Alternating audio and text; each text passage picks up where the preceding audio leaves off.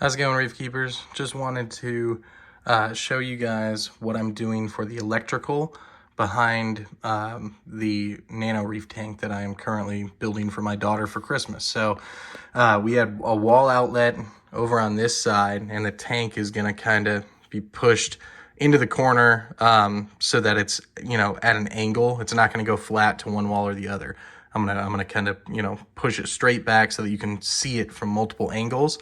And what I ended up having to do, because this wall right here is quite short, I'm putting the electrical cabinet right there.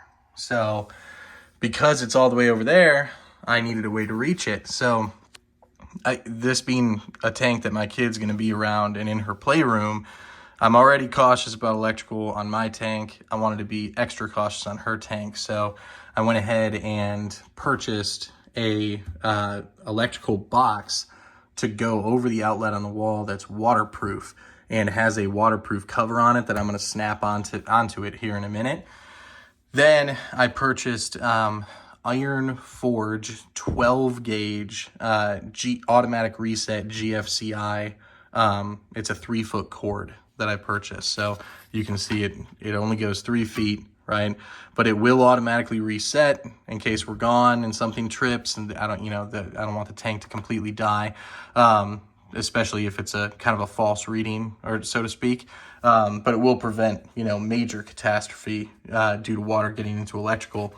And what I'm doing behind the tank is I'm going to put a couple screws in the wall so that this whole bit is elevated up in case there's pooling water on the floor.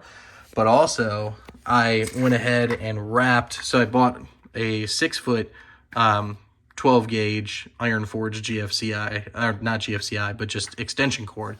And it's got 3 outlets on the end of it. All right.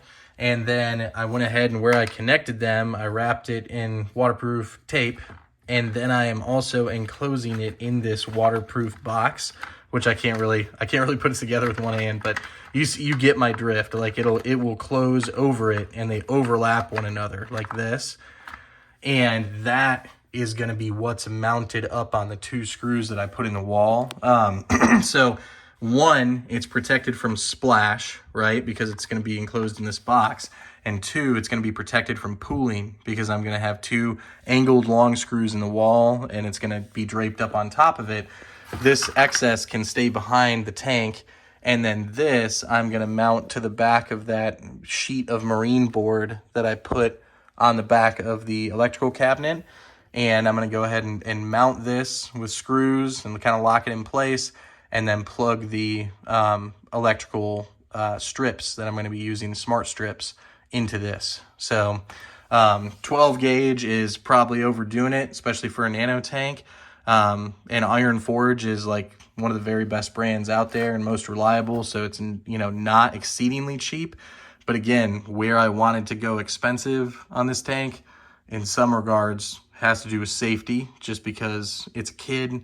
If her friends come over, if she's, going to grab something, or, she puts her hand in and splashes it. I mean, she's a good kid. She doesn't really mess around with the tanks in that way, in like a negative way, but you just want to be careful, right? So anyway, kind of a nice little, safety project, and just wanted to share it.